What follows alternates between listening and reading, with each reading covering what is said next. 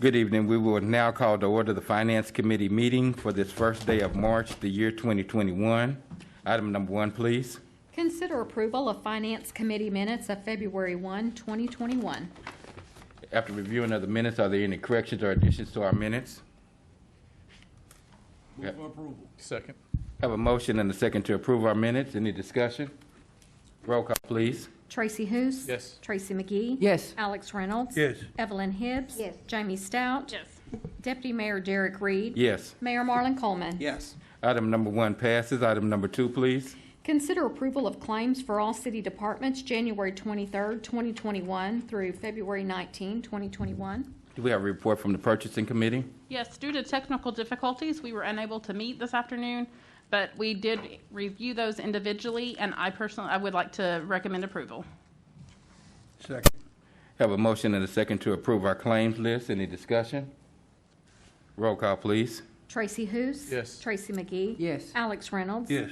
Evelyn Hibbs. Yes. Jamie Stout. Yes. Deputy Mayor Derek Reed. Yes. Mayor Marlon Coleman. Yes. Item number 2 passes. Item number 3, please. Consider approval of final payment to L&L Construction, Northern Escrow Incorporated for wastewater treatment plant rehabilitation Phase 1 Equipment Replacement Project number 2018011 in the amount of $159,591.86 or take other necessary action. Mr. Morton?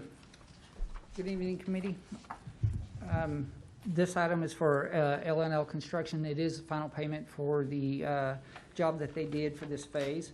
L&L Construction was awarded the contract to repair or replace aging equipment and infrastructure at the wastewater treatment plant. The total contract price was $3,191,947.36. This contract is just one phase in a multi-phase project, which will see many improvements to the wastewater facility. These improvements are in response to ODEQ directive that the city repair or replace failing or aging infrastructure and equipment. This particular phase included repairs to the outfall, which is where the sanitary sewer arrives and is collected at the plant, as well as replacement of pumps at the raw sewage pump station, trickling filters and main plant drain and bypass pumps. Valves in the new sewage pump station and piping at the plant drain pump building were replaced as well. The raw sewage pump station wet wells received new coatings on the walls to protect the walls from corrosion due to raw sewage contact and off-gassing of the sewage.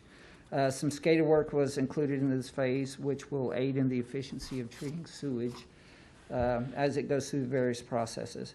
With the installation of the new pumps and computer systems, this will bring our wastewater treatment plant up to date and make things a bit easier and operate more efficiently going on into the future. Notice to proceed was issued on August 13th of 2018, and all work and punch list items were completed at the end of February 2021. Phase 2 of this project is currently out for bid, so we are progressing with this. And staff recommends approval of final payment to L&L Construction in the amount of $159,591.86, and I will be happy to answer any questions. Move for approval. Second. All right. We have a motion and a second on the floor. Any questions or discussion? Roll call, please. Tracy Hoos. Yes. Tracy McGee. Yes. Alex Reynolds. Yes. Evelyn Hibbs. Yes. Jamie Stout. Yes. Deputy Mayor Derek Reed. Yes. Mayor Marlon Coleman. Yes. Item number 3 passes, and that is our final item for our Finance Committee meeting. We will now welcome you to the Public Works Committee, March 1, 2021. Item number 1. Consider approval of Public Works Committee minutes of February 1, 2021. Move for approval. Second. Discussion? Roll call, please. Tracy Hoos. Yes. Tracy McGee. Yes. Alex Reynolds. Yes. Evelyn Hibbs. Yes. Jamie Stout. Yes. Deputy Mayor Derek Reed. Yes. Mayor Marlon Coleman. Yes. The motion passes. Item number 2. Consider approval of the appointment of Tracy McGee to the Parks and Recreation Board to serve a 4-year term, replacing Kimberly Hackes beginning March 1, 2021 and ending February 28, 2025, or take other necessary action. Councilman McGee? This is my item, and I'd like to appoint myself to that committee. Move for approval. Second. There's been a motion and a second. Please. Tracy Hous. Yes. Tracy McGee. Yes. Alex Reynolds. Yes. Evelyn Hibbs. Jamie Stout. Yes. Deputy Mayor Derek Reed. Yes. Mayor Marlon Coleman. Yes. And the motion passes. Item number 3, Discuss and take action to update appointed members to the Contractors Pre-Qualification Board in accordance with Emergency Ordinance Number 4087A. Mr. Miller. Yes, thank you, Madam Chair and members of the committee. In January of 2020, we adopted as a city Ordinance 4087A, establishing the city's Contractors Pre-Qualification Board. Under this ordinance, the council appoints members to this board, and including representatives from Public Works and Planning. We've had personnel changes since then, so we need to appoint new members from Public Works Department. So we would like to propose Public Works Director Mike Stewart and Assistant Public Works Director Stephen Morton as the alternate to replace Greg Riley and Jim Wixom, who neither of whom work for the city anymore but are listed currently on that committee. We do recommend that approval, and would be happy to answer any questions. Move for approval. Second. We have a motion and a second. Any discussion? Roll call, please. Tracy Hous. Yes. Tracy McGee. Yes. Alex Reynolds. Yes. Evelyn Hibbs. Yes. Jamie Stout. Yes. Deputy Mayor Derek Reed. Yes. Mayor Marlon Coleman. Yes. Passes. Item number 4, Receive presentation on year-end workplace safety review for 2020 and provide necessary direction to staff. Mr. Tucker. Madam Chair, members of the committee, as many of you know, since 2016, the Division of Workplace Safety has been placed under the purview of the City Attorney's Office. So as a result, I have the fortunate experience to supervise that division. And so we have created a safety report, which is effectively a year in review, which looks back on 2020 at all of the things that we have accomplished and those things that we hope to accomplish for 2021. So first I want to talk about the recap of the 2020 objectives. What we wanted to do was incorporate standard operating procedure-based safety training. This was intended to make the process of training our frontline staff much more efficient than had previously been done in the past. We also adjusted our goals for our existing safety plan, and we created SMART goals, which were measurable, specific, achievable, relevant, and time-based. This was to allow us to more appropriately measure our successes and improve upon any failures that we see.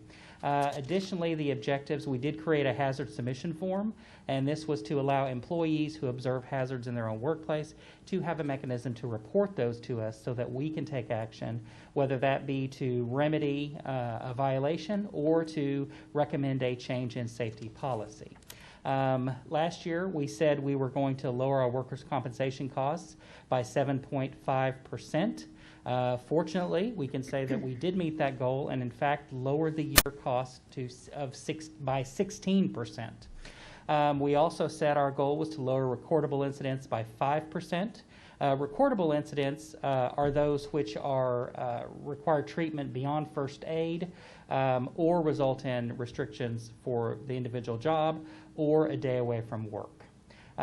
We reduced recordable incidents by a whopping 48%, so we take that as a serious accomplishment.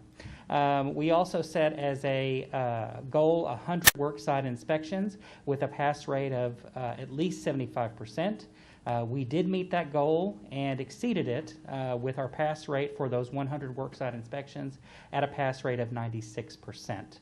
So looking at our injury incident data for 4 years, you can see on the top for 2017 we have our workers' compensation claims, our recordable incidents, and our lost time incidents. And while recordable incidents and lost time incidents are always workers' compensation claims are not necessarily recordables or lost time incidents. So anytime there's an injury on the job, it is a workers' comp claim. So if you look, we have reduced our total claims by about 16 from 2019 to 2020, and had a significant drop from the 71 in recordable incidences in 2019 to the only 39 within 2020. We hope to be able to hover around that 40 number of recordable incidents. Based on what our information is from cities within Oklahoma of comparable size, who we believe we can look at as something to aspire to based upon their level of injuries, they stay at around 35 to 40 on recordables. So if we stay in that area, we think we're in reasonably good shape. When you want to look at recordable incidents by department, here is the breakdown. Fire had the most, with sanitation and second. Parks Department and Police tied for third. And then a couple of other recordables with streets, fleet, office staff, pollution plant, and water distribution. And so we had a workers' comp cost trend that was trending upward, but fortunately for 2020, we saw it begin to dip and head in the right direction. With the SOP trainings, we think we have done a good job of creating a safety culture and attempting to change the mindset of some of our employees. And so we think that is one of the reasons why the costs are going down. Employees are more aware of what it takes to be safe in their jobs. When we look at claims by department, this is the highest number, of course, is fire, and then police. Of course, by the nature of their jobs, they put themselves in harm's way by what their job duties require, so this is not a surprising number.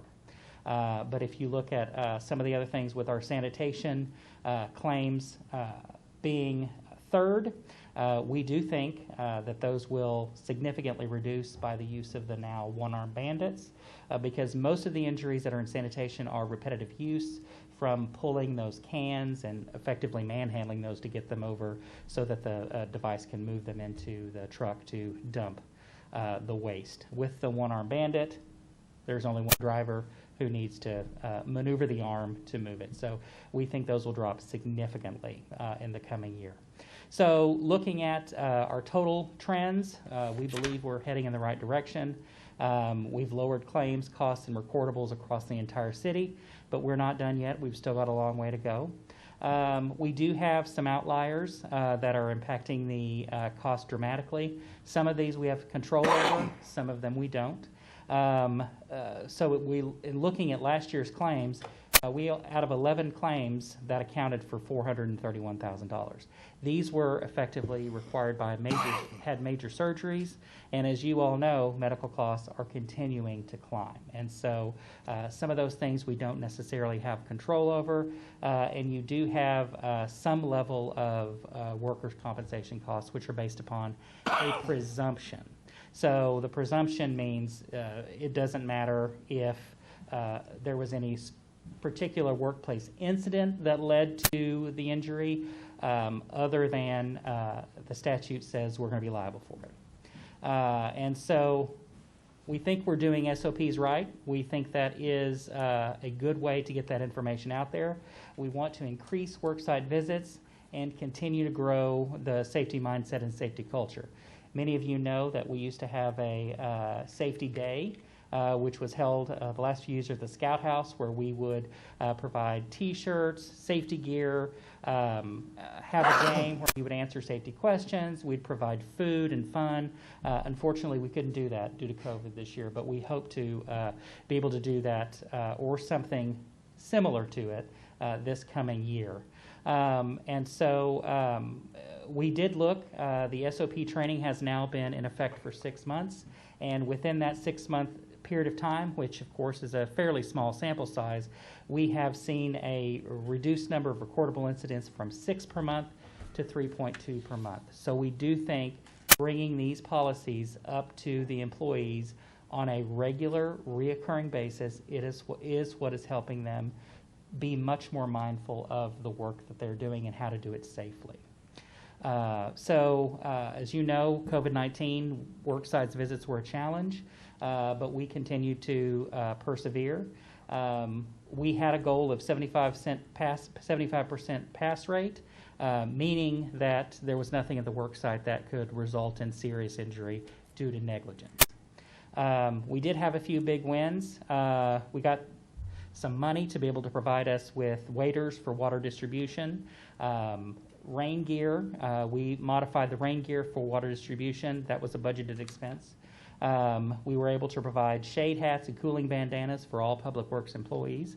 As you know, not only does Oklahoma get incredibly cold, as we learned, it also gets incredibly hot. And so we were able to outfit all city vehicles with first aid kits to provide, Band-Aids, wraps, and ointments for very minor injuries. Our safety manager was able to attend HAZWOPER training. This has allowed him to serve as a first responder for any hazardous events, to be able to take charge and to know what to do. He also received his 511 certification, which will allow him to serve as a OSHA 10 and OSHA 30 instructor. That will save us some monies in the coming years, since we will have a person in-house who can perform that training for our employees rather than have to contract it out. We were able to buy 5 new AEDs to replace those that were old. We currently have AED machines in every building, and so those are incredibly useful and a necessity that we have added probably within the last 5 years. And of course, we have been awarded the Healthy Business and Healthy Community for 2020. We have made application for those again in 2021. The results are not out yet, but we do, based upon having our reviewed the categories and criteria, believe that we will be awarded the highest in both of those categories as well. So our 2020 goals will be to continue with the SMART goals, to lower workers' compensation costs by 7.5%. beyond what we did last year. So we lowered it 16%, so we want to go 7.5 below that. We want to stay under 40 recordables, and the lower number the better. And we want to increase our work sites visits from 100 to 150 site visits with a 90% success rate. So, of course, we anticipate taking advantage of all available grant funds that are available. And we intend to continue expanding SOPs into job-specific training. And this will be not only for general things like driving safety, ladder safety, things like that, but to create SOPs that are much more specific for the person's individual job. So with that, we think we have made some progress. We're certainly know where we need to be yet, but we're on the way, and we're very proud of what we've been able to accomplish, and thank all of our employees for their participation and willingness to do their jobs safely and effectively in the spirit of everybody being able to go home without injury or and safely. So with that, I'm happy to answer any questions. Any questions of Mr. Tucker? No. Great report. Thank you. No actions needed, Madam Chair. Item number 5. Receive report on the status of recovery from the winter storm of February 2021, or take other necessary action. Mr. Miller? Yes, Madam Chair and members of the committee. We wanted to just have a minute or two, a few minutes, just to talk about the storm. It's in our rearview mirror. We've had a little bit of time to put it in the past, but it really is still a lot of work in front of us to recover as a city. And so I wanted to give you a few updates, and then we'll move forward. We've talked a little bit about the Civic Center. They had some issues with their heat and cooling system, and then that resulted then in some pipes bursting, both in their regular water distribution system and their fire suppression system. So that's really put them at a point where they need to be on hold, where they're not hosting any events right now. We're processing some insurance claims. We do have the fire suppression system that should be looked at next week, and the hope is that March 12th, that would be the absolute earliest that we would be able to get back up and running for events at the Civic Center. Water distribution, we've seen usage from the rural water districts that we supply. It has decreased dramatically over the last few days, and what that means is They have reduced their usage, and that means there's less demand on the system, and they're starting to build up pressure within their system. So throughout this storm, we've continued to pump about 18 million gallons of water every day. For a while, that wasn't enough. We've talked a little bit about that before. Our water tower at Otter Heights dropped to less than a third of its capacity, and our tower at Radio Hill dropped to critical levels while we were trying to service these other communities. And we were able to weather the storm with minimal loss of water within the city just due to localized breaks, not due to supply issues. And we still provided much higher level amounts of water to those outside water district customers. And so as of earlier this afternoon, we've gotten good reports from the outside water districts. And Honor Heights Tower is all the way topped out and full, which is where we want to be. And Radio Hill is nearly half full, and it's headed in the right direction. So we're making progress in getting back to where we want to be with our water supply. And the last one thing I want to update you about is really our streets. They're suffering right now, as we told you they would. Last Monday we said it's going to get worse before it gets better, and this week we've seen a lot of streets that just really, you almost might say, rubbleized. They were in pretty decent shape before, and then some of them have really just, there's a phrase that our friend Mike Stewart uses. He says they turned upside down. And so we know that's because of the hard freeze and the thaw freeze cycle that we've had. So in some cases, we're just digging out that rubble and replacing the surface with millings just to make some streets passable. So we've got very limited access to asphalt because of production issues with people making asphalt, the high cost of natural gas, which is a big element in the production. People just aren't making it. And so we spoke earlier today with an existing contractor who says they will be able to produce asphalt next week, and they may be able to start running with city crews within an existing contract to speed up those repairs. So we do have our crews working out as hard as we can. I took a tour today with David Garner, who helps lead our street department, and saw some places that are unacceptable. But we're trying to dig those out. But they were not unacceptable 2 weeks ago. And so we know the storms caused us a lot of extra problems, so we are going to devote additional resources to that and bring in an existing contractor to help us fix those at a lot faster rate than we would be otherwise. So that's our plan. That's what we're looking at. Those are the problems that we're trying to address. I'll be happy to answer any specific questions as we look forward to getting somewhat back to normal here at the city. Thank you, Mike. Any questions to Mr. Miller? We have no action on that, and that concludes our public work meeting.